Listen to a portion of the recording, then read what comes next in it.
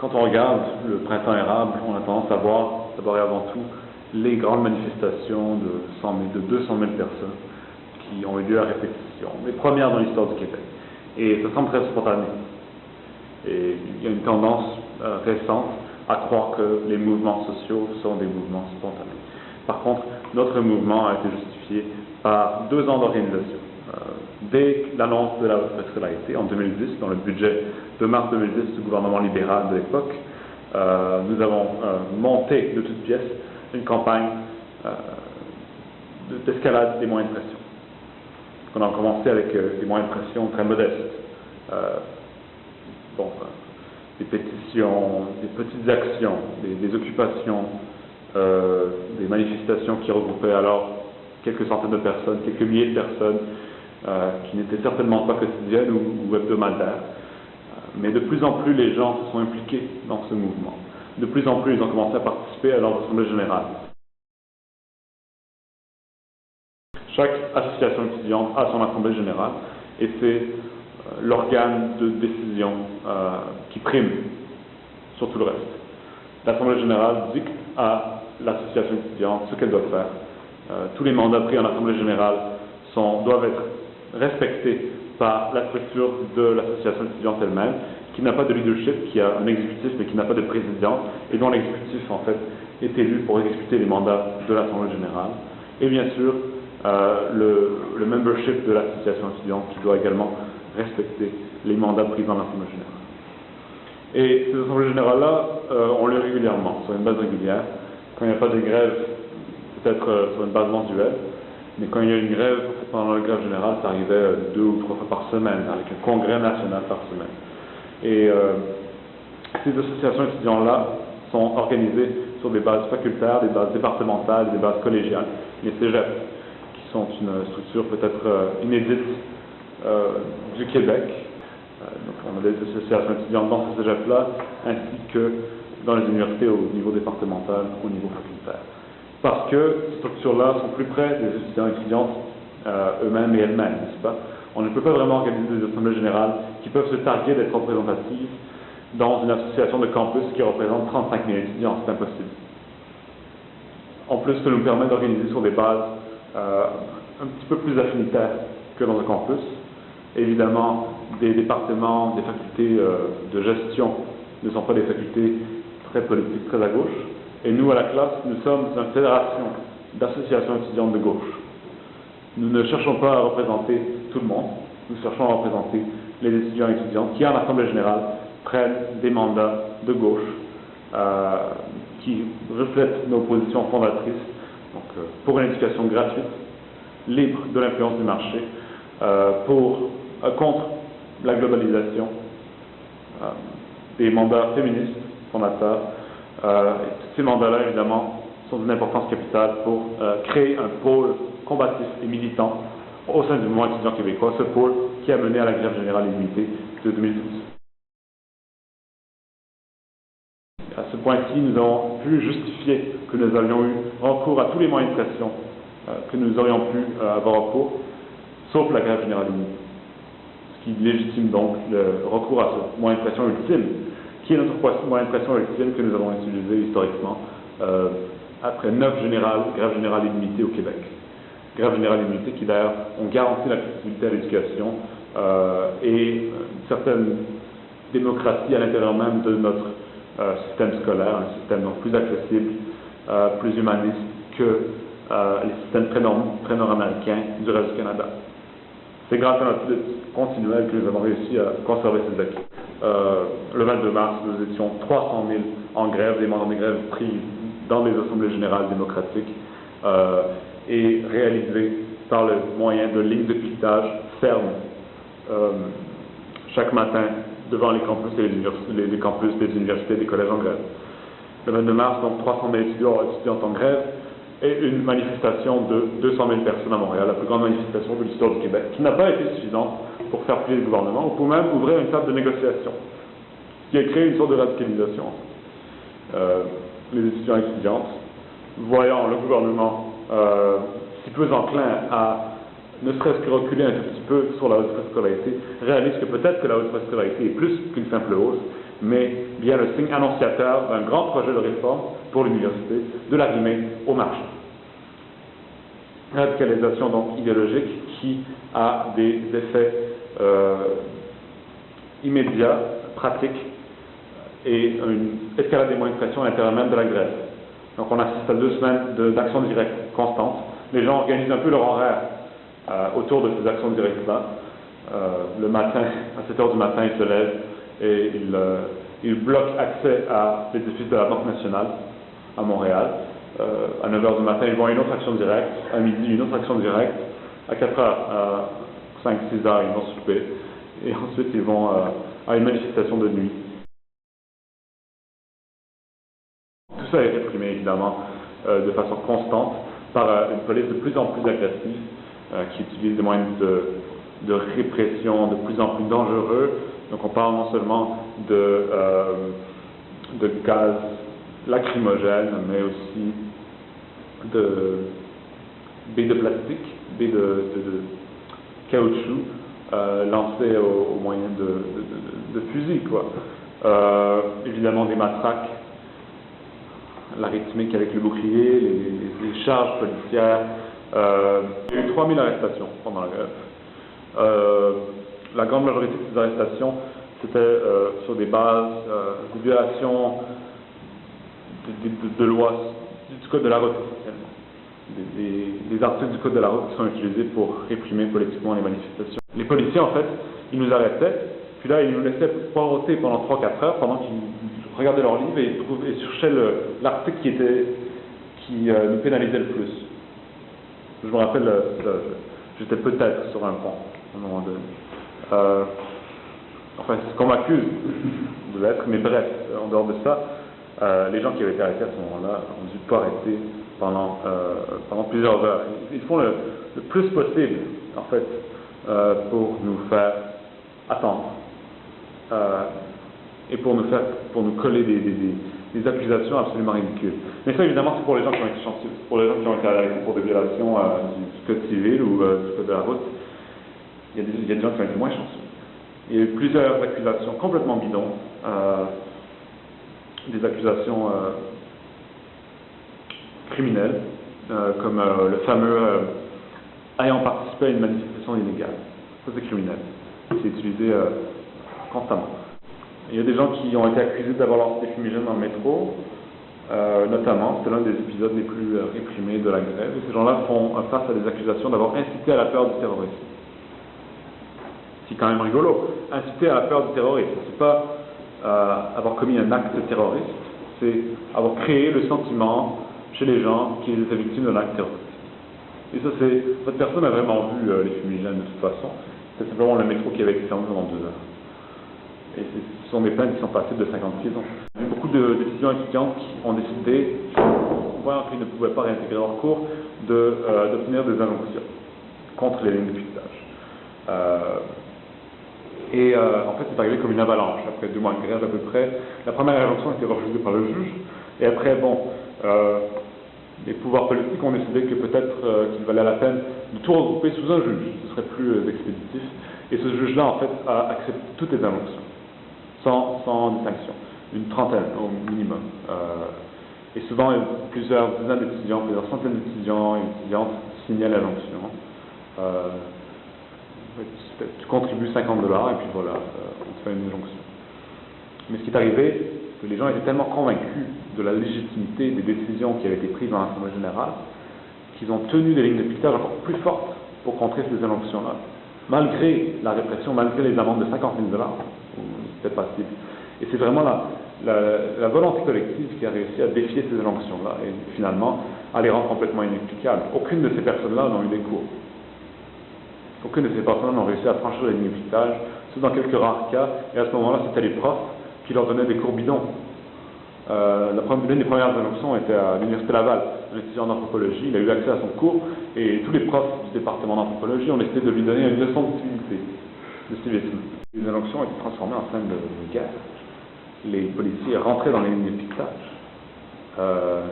Et même les profs ont commencé à rejoindre les lignes de piquetage malgré les menaces de grève illégale. Ça consistait en une grève illégale. Tout simplement parce que c'était complètement absurde. Comment est-ce qu'on peut prétendre que l'injonction va permettre à ces étudiants et étudiantes-là d'étudier dans un climat sain, alors que les étudiants et étudiantes qui ont choisi de respecter leur mandat d'Assemblée générale se font taper dessus par la police dehors, se font lancer des bombes lacrymogènes dehors. Bon, vraiment un outillage varié de moyens de répression qui sont utilisés de façon quotidienne contre les étudiants et étudiantes.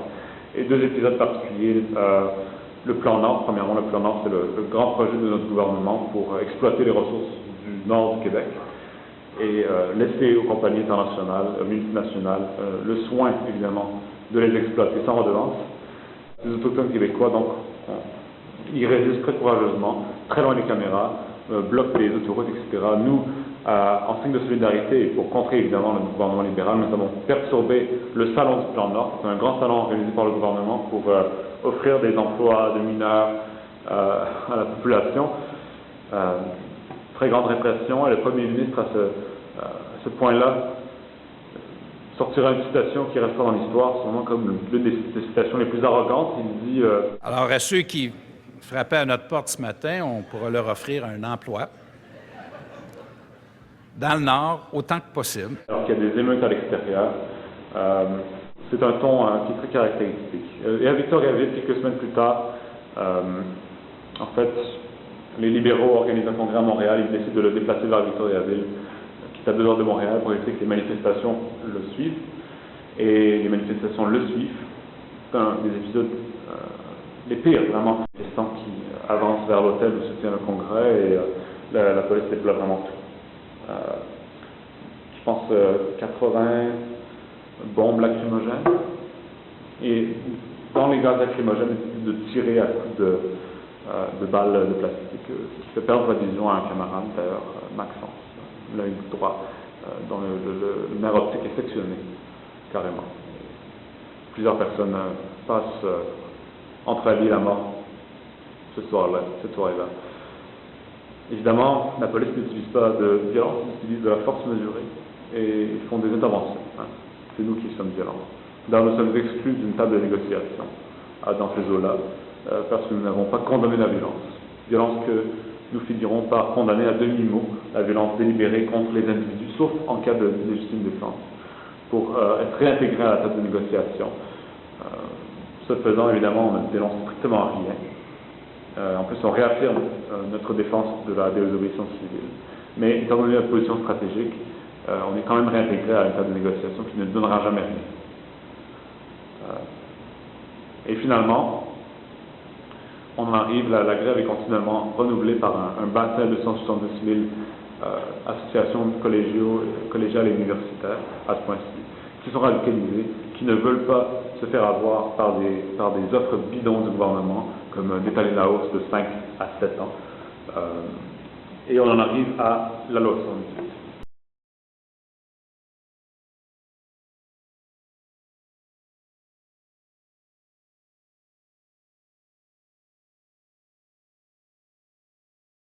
Alors, à ce point-ci, il y a des manifestations nocturnes chaque soir. Ce sont des manifestations purement spontanées, il n'y a pas de trajet ou quoi que ce soit. Et donc, le gouvernement veut absolument arrêter cette espèce d'hémorragie de manifestations. On ne peut pas permettre ce genre d'expression démocratique. Alors que faire? Rendre ces manifestations illégales, évidemment. Et c'est ce qu'il fait avec la loi 78. La loi 78, plutôt le projet de loi 78, la loi 12, c'est un projet de loi anticonstitutionnel, qui enfreint plusieurs droits garantis dans la Constitution canadienne, le droit d'association, le droit de manifestation, le droit de liberté d'expression, et qui est passé à l'Assemblée nationale en 24 heures de débat. On dit que tout rassemblement de plus de 50 personnes, s'il ne donne pas un itinéraire à l'avance, est illégal. Cette avance, donc, c'est de 8 heures à l'avance, ce qui rend les manifestations devenues illégales. C'est aussi accompagné d'autres volets, notamment le fait qu'à partir de maintenant, toute manifestation dans un rayon de 50 mètres d'une institution collégiale ou universitaire est illégale. N'importe quelle manifestation, que l'on l'arrange avec la police ou non, c'est illégal. Ce qui rend en effet les lignes de piquetage illégales. Et finalement, cela suspend le semestre des étudiants et étudiantes qui étaient en grève pour une reprise pour moi. Donc, 3 volets qui sont immédiatement dénoncés, surtout celui sur la manifestation. Et donc, pour la première fois, notre mouvement devient véritablement un mouvement populaire. Et notre mouvement permet de canaliser toutes les frustrations du peuple par rapport à ce gouvernement-là, qui règne depuis 9 ans, qui impose son projet néolibéral depuis son arrivée au pouvoir. Et pour la première fois, les gens décident que, assez c'est assez, que nous allons descendre dans la rue, tant pis pour la loi, même si elle impose des amendes qui peuvent détruire les organisations et créer des problèmes très importants. Les gens décident finalement d'aller dans la rue. On organise une manifestation le 22 mai, qui n'était pas une manifestation contre la loi 78 à l'origine, qui avait été organisée avant que cette loi-là soit promulguée, mais qui devient une manifestation contre la loi 78. Et 250 000 Québécois y participent. Ça devient la plus grande manifestation de l'histoire du Canada et aussi le plus grand acte de désobéissance civile de l'histoire du Canada. Donc, l'effet contraire de l'effet escompté de la loi. La loi devait tuer les manifestations et voilà qu'elle donne lieu à la plus grande manifestation de l'histoire du Québec. Et ces 250 000 Québécois ne sont pas là pour participer à une manifestation bidon. Les syndicats, les grands syndicats, voulant signifier leur appui, mais étant particulièrement inquiets des effets de la loi sur leurs organisations, notamment les amendes, décident d'organiser une manifestation, même lieu de rassemblement, qui va tourner à droite sur la rue Sherbrooke, et dont l'itinéraire a été donné de la police. Notre manifestation tourne à gauche. Et juste avant la manifestation, les gens viennent nous voir et disent « Comment est-ce que je fais pour marcher dans l'inégalité? Comment est-ce que je fais pour défier la loi? Quel trajet est-ce que je dois suivre ?» Et finalement, 249 500 Québécois et Québécoises tournent à gauche, suivent le trajet de la classe. Et 500 syndicalistes un peu dépités tournent à droite et ont l'air passablement stupides. Il n'y a jamais eu une amende qui a été distribuée. Et finalement, voilà, n'a jamais été appliqué. C'est comme ça qu'on l'a défait. C'est dans la rue. C'est en la défiant au jour le jour.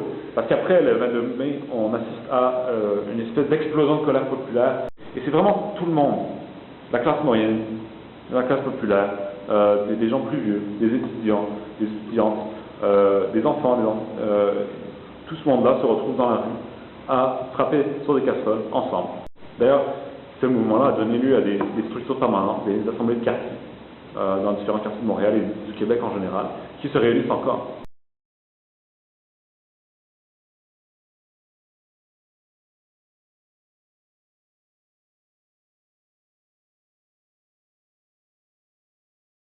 C'est un nouveau gouvernement, un gouvernement qui est néolibéral, comme l'ancien gouvernement, mais qui a une approche différente par rapport aux mouvements sociaux.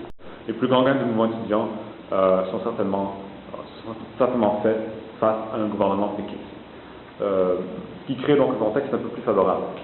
Par contre, il ne faut pas se faire d'illusions. La concertation, ce n'est pas notre mode d'organisation, c'est pas comme ça qu'on gagne quoi que ce soit.